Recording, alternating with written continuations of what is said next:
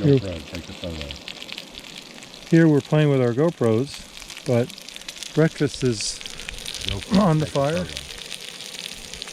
Got steak from last night. We arrived so late and getting everything set up, and we were very tired that we took a real light dinner, and we only ate one of the steaks. And here's the other one, the larger of the two. And at the campfire last night, we cooked some potatoes in foil, ate one apiece, and had 4 we cooked so that we would have some for this morning. Each ate one and had 2 left over, and here's one of those in the frying pan with the steak, warming up. Mr. Chipmunk over here, he discovered the potatoes, and he's quite upset right now. He ate through the foil and ate a little bit of one of the potatoes last night because we left 2 of the potatoes that weren't quite finished in the ashes of the fire to cook overnight, and it did very well actually. And here we are about to have breakfast. Oh, well, here's an interesting artifact I found laying here near the campfire. This is a old axe.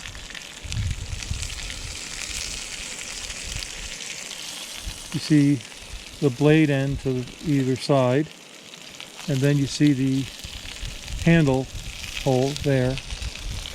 And this has been laying, must have been laying around for, well, DN guessed 50 years, because it is quite rusted, almost all the way through on that end. Very interesting artifact.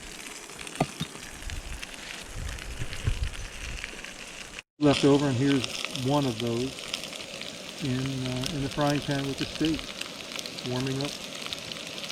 Mr. Chipmunk over here, he discovered the potatoes, and he's quite upset right now.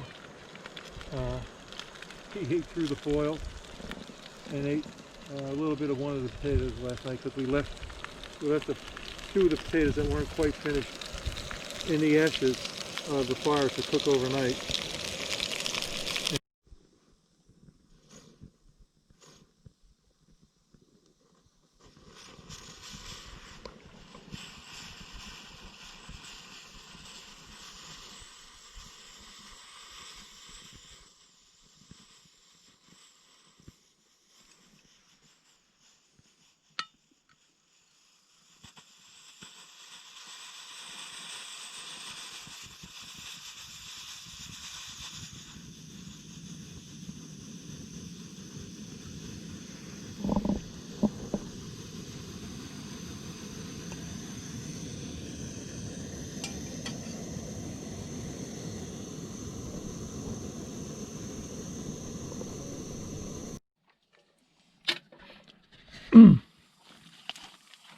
Well, tonight is September 12th. We went around our area of Knife Lake near our campsite here, and we were skunked in fishing today. Mostly fished deep water. Started out rainy and cold this morning. Dried up after breakfast. Had pancakes today. It was overcast all day long. A little windy, not too much, and cool. Got back to camp. Found some beaver sticks on the way back. Got back up here. Got things arranged, and Dean cooked some popcorn. Popcorn's good. Very good. Second time he's done that in the wilderness here. And I see maybe 2 old maids, 3. Oh, okay. So that's a pretty amazing job. Yep. If I say so myself. What kind of popcorn was it? Just it's some kind of organic stuff you can buy. I can't remember.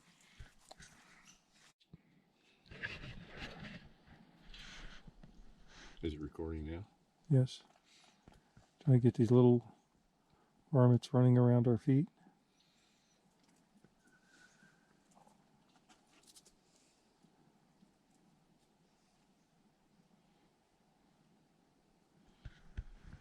What are we drinking now, anyway?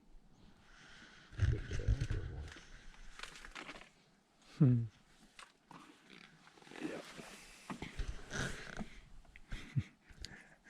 Give him a drop. Give him like a little thing of wine.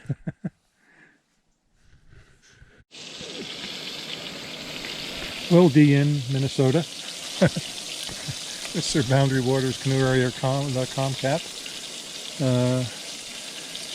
That was a long trip today down to the south arm of Knife Lake where we checked out Eddy Falls, which was beautiful.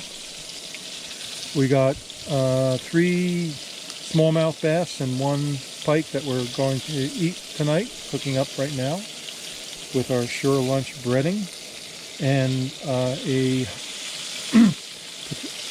potato there cooking in the oil also.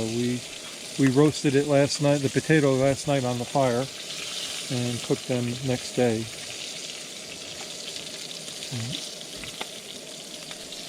Traveled for 7.5 hours. We traveled about 17 miles. Did some hiking up a hill to Eddy Falls, but mostly paddling all day. Any words of wisdom today, Dean? It was a long day, but it was well worth it as we eat these fish that were provided to us. Good Lord.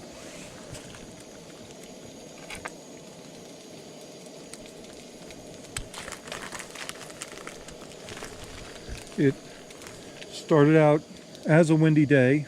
Oh, man. And we didn't really, when the wind is at your back, you don't really realize how windy of a day it really is until the return trip.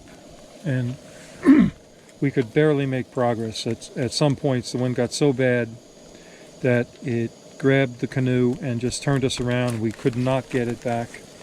We had to make our way to an island, or the shore at least, to realign ourselves.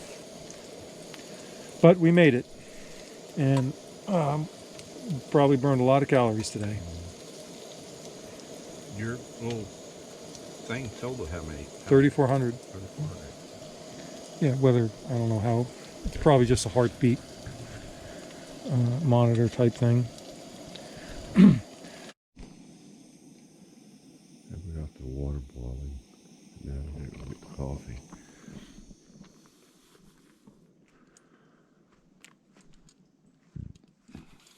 That's our water station there. There's our bear bags.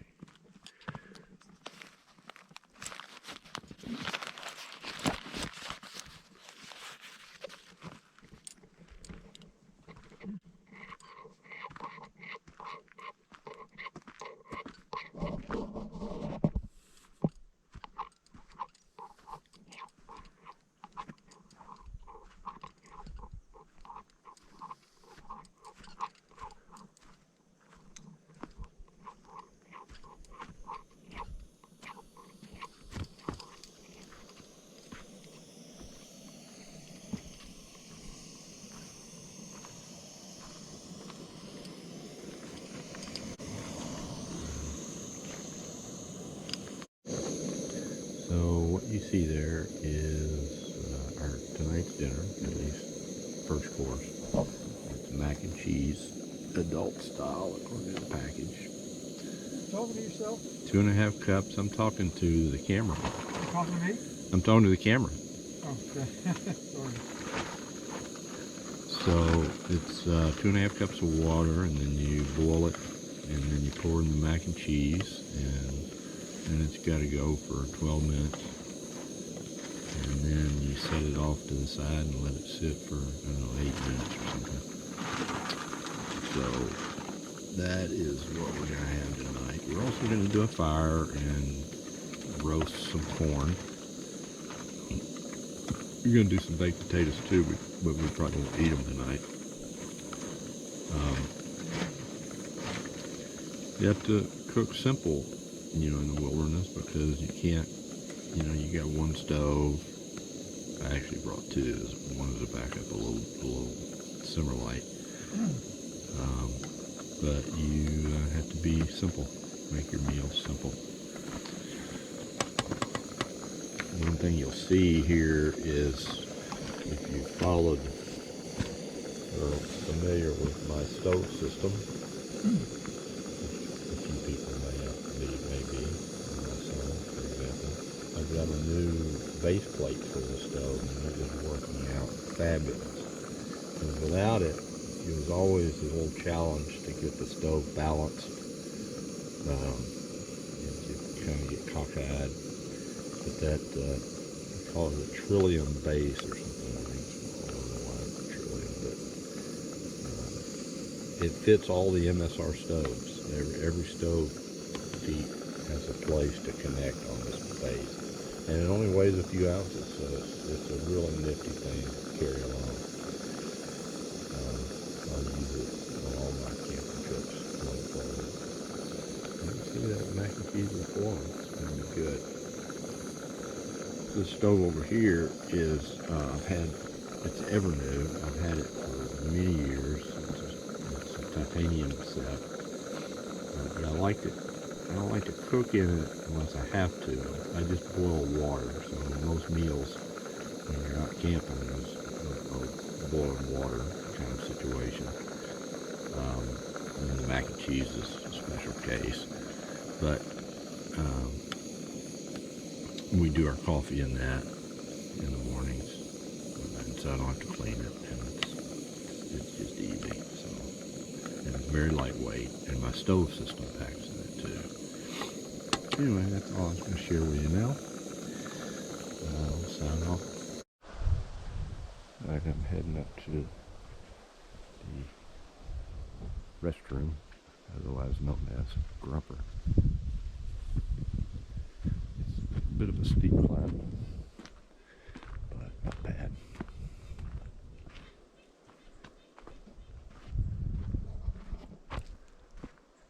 It's a cool day today. We decided to hang in camp a little while, get some sunshine, warm up.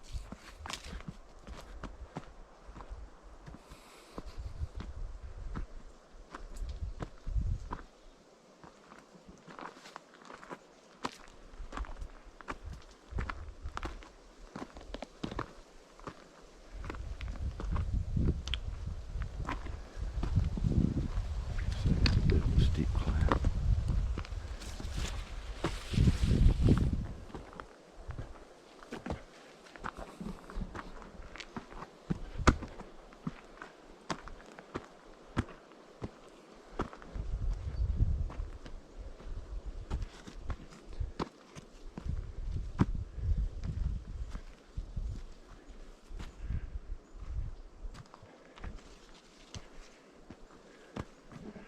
There it is, overlooking the lake.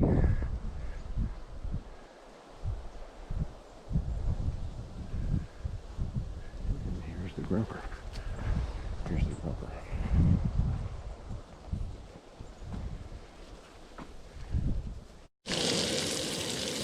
So we're starting our meal off tonight with some sausage and onions and garlic and jalapeno peppers. Our second course, the plan is mac and cheese, but if we get filled, I don't know, maybe we won't.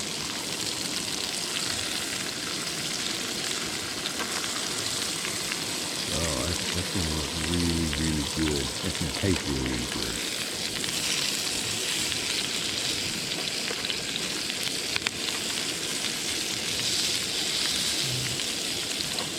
Use those jalapenos down a little bit and get them.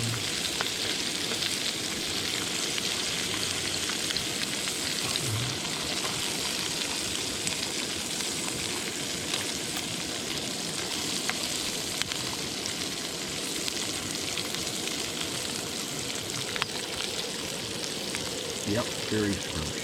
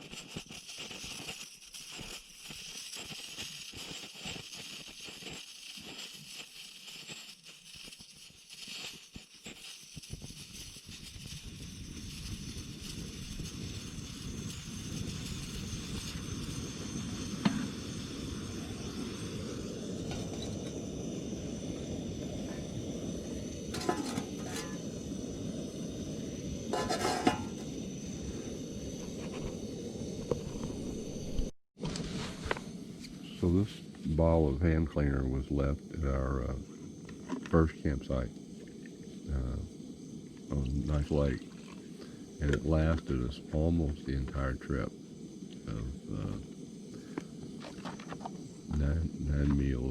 nine evening meals, 10 days on the water. So that's a good reference. We had our own bottle, which is slightly bigger than this. So what it says is we really only need, what is this, 2 ounces? Is that what it says? You can see without my glasses. But anyway, whatever it says, that's all we need. Plus a little more. In terms of gas usage, I filled up these bottles, 2 of these, okay, and it's 30 ounces is to the fill line here, but I filled them up all the way, so that may be another couple ounces. So I had 2 of those full, and then I had 1 of these full, and that's 22 ounces, and I just filled it to the fill line. So right now we've probably got 2/3 of this bottle still full of fuel.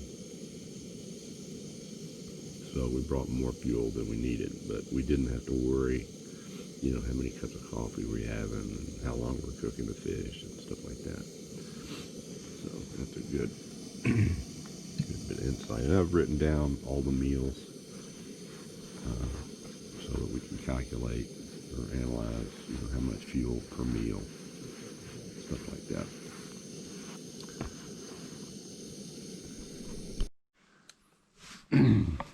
How do I look, by the way? Do I look okay? You look like you've been in a camp for 10 days. So I want to be styling, you know, for this video. So what I'm going to do here is I realize. Are you recording? Yeah, I realize that when I light the stove, I really never set a flame. I don't need to. All I need is the spark. Can't do a spark with goofy gloves on, but anyway, I just need the spark to get the fuel going. Excuse me. So then I realized, actually, Moose here suggested, hey, why don't you use your flint and steel thing? There's just a striker and magnesium really is what this thing is. See if you can strike it with that. And so that's what I'm going to try. I've already put the gas in the stove, and I'm going to turn the video camera over to somebody else. So before you start, let me just say that this is an experiment that involves explosive gases and fire. So I'm here observing a scientific observation, and this is a record that, in case something bad happens to Dr. Holberg, it wasn't me who did it. All right, thank you for the safety notice. And anytime when you're playing with fire, the primary safety rule is don't be stupid. Okay? Yeah, you know, when I'm talking, can you aim the camera at me instead of the stove? Okay. Okay. I mean, I'm the star of this show. Okay, you're looking great You're too. the you're the star of the batoning show. Botanic thing. If your name were Bob, batoning with Bob. Bob. Bob the painter, Bob Ross. I can be Oh, stoving with Steve. It's a So beautiful tree. when you need to use this thing to strike, you can't just use any knife. You have to have a knife where the back of the blade is got a nice sharp 90-degree face on it. So you can do that. So we're gonna try this out. Yeah, Voila. voila, it worked. Now, perform that again. I was concentrating on you, and didn't get. Well, I gotta start all over. I gotta let that burn down. Okay, cool. But we can fill it. We have plenty of battery, and I can fill up. We can fill up our time with some kind of conversation. So yeah, you can get these for $1 or something. So these are cheap things to have around. So Okay. is the flame out? Flame is out. Okay. Okay. What are you doing right now? I'm letting fuel flow in. It's flowing into this cup down here. Which is hard to see. I can't see it from Yeah, here. it is sometimes hard to see. See a little bit of it. Okay. And so now I just need the striker. So you got it tuned down here. Bam! Voila! You don't even need a lighter. Don't leave it. Is that the way you will do it from? I'm gonna store this. So part of your kitchen kit. I got me Yes. this new fancy schmancy kitchen kit. Explain your kitchen kit. We haven't covered that. No, we haven't. And you have a nice peeler in there Yeah. too. Hey, is this your show or mine? I'm just commenting on all the wonderful stuff, gadgets that you have that I do not. Well, look, one of the things I like about camping is just all the little things you do. You know, you just, in each camping trip, you organize something just a little bit better. And I've had my eye on this thing for 5 years at least, until I could finally save up enough money to buy it. It was $29.95 at Paragas. It's made by How much was it? $29.95. That's all. That's cheap. Cook Custom Sewing. So you can see that it's. If you move back a little bit, we'll see the kit. Yeah, you'll see better. the whole thing. Yeah, I'm hogging the show here, but It is your show. so I'll use the knife as a pointer. When you're using a knife, kids, be careful. Okay, you cut yourself on a camp out, and you can't just go to the emergency room. So I have a slot here for the knife. I got a slot here for our forks, which are over there.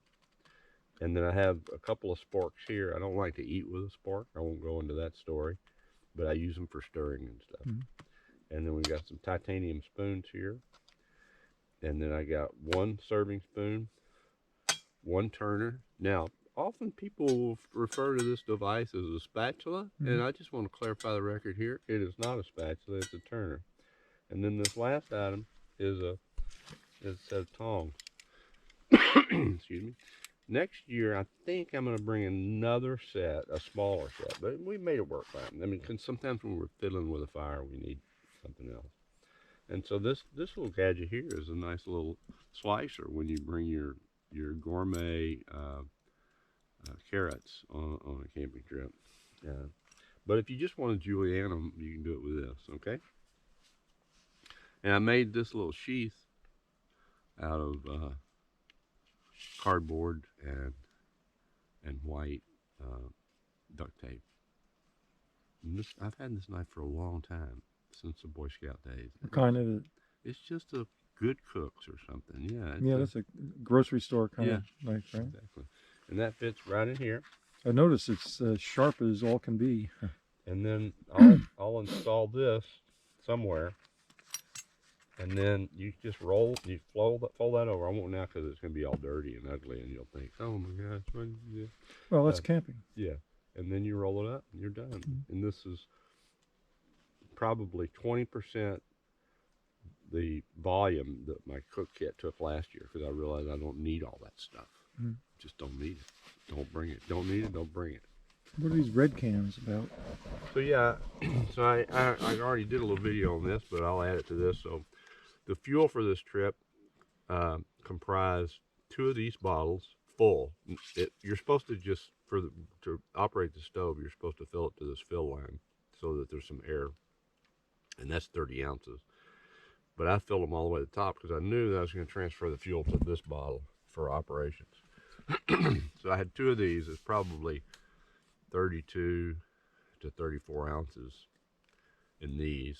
And then I filled this one properly to the fill line, which is 22 ounces. And so I still have, this is probably 2/3 full, maybe 3/4 full.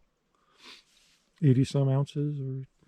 So yeah, so this would be, so you said this was 32, so that's 64 plus 22, 86 ounces, yeah. And describe the new apparatus we discovered on the... Oh, the pucks. So Douglas, noting that when I'm cooking, and it is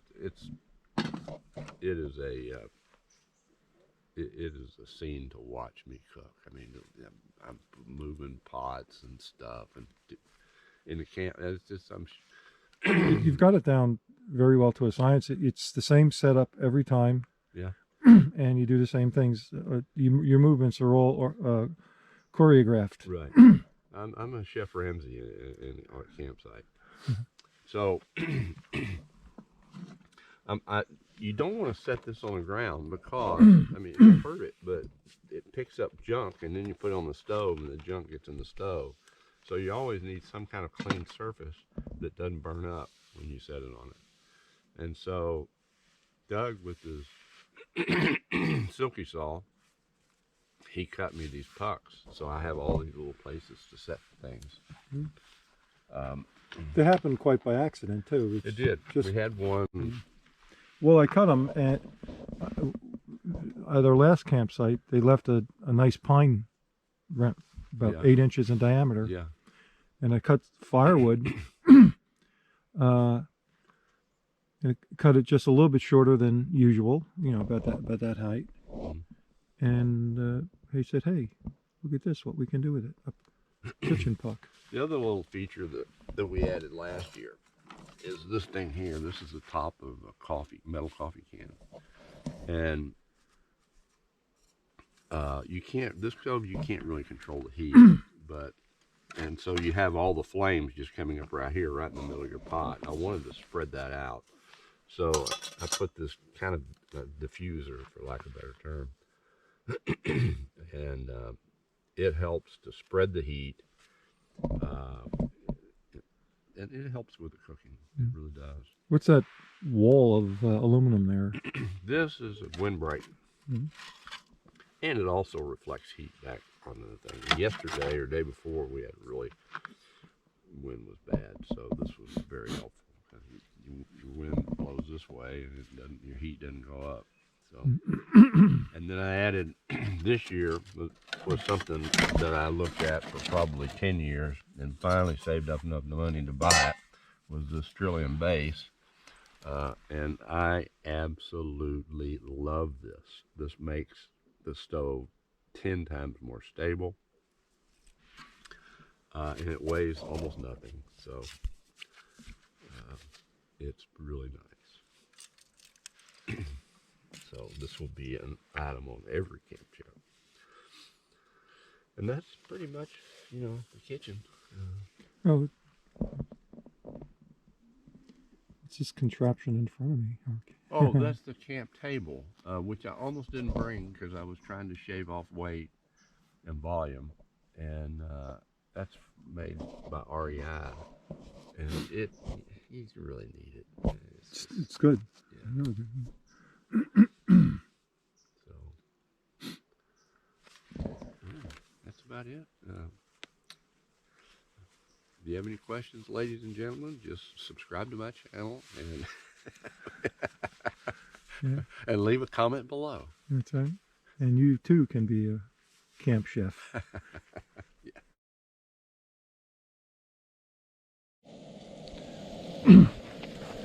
So tonight, kind of cold and windy. We portaged to, earlier in the day, we portaged to Frog Lake.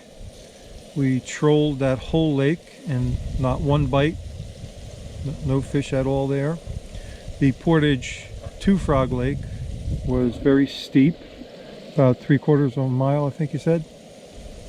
1/3 of a mile? Yeah, 1/3 of a mile. 1/3 of a mile. It was steep and long, the never-ending portage. Came back down. It was easier to get down than it was to get up there. On the way, we met a couple who were portaging across Frog Lake, and they had 3 dogs with them, an old 14-year-old dachshund, a mixed German Shepherd, and a Rottweiler. They were all old dogs, but they're, I guess, yeah. So was a couple. They were very nice. The guy told us that there were some good fishing on Carp Lake, which we went to right after we got portage back down to Birch. We went over to Carp, fished there for the rest of the day, and it was so windy, it was very difficult to do anything and frustrating. So we decided to pack it up there and come back. And on the way back, we got a bass, which is what we're cooking for dinner tonight. So tonight we're having the bass and Spanish rice.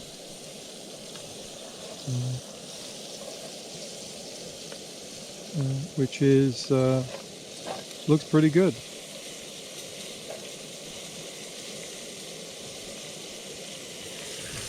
Spanish rice has boiled already, and it's I guess it soaks up the moisture of the water after that.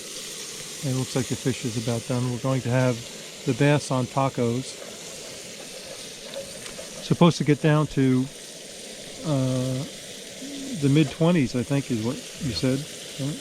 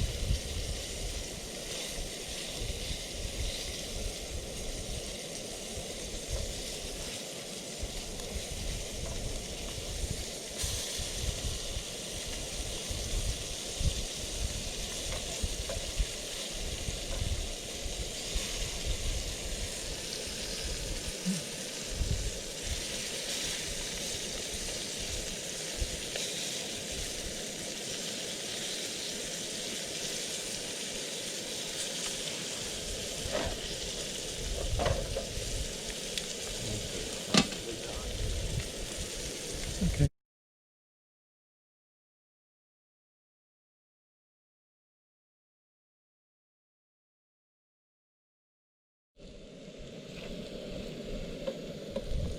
Here is cooking up a pike today, Friday. Thursday? Yeah, Thursday. What's the Anyway, I forget what date it is. The 14th, maybe? No, it's later. 17th. Yeah, Friday the 17th. Cooking up How the about it's Thursday? Thursday the 17th. Cooking up the pike that we caught on Birch Lake, over on across the lake from our campsite. A long day of fishing. Had a lot of hits. Got a couple of bass, but they were too small to keep. Beautiful day today. Cool, but low wind compared to the other days we've been here. And just enjoying our last night here for this trip on the Boundary Waters.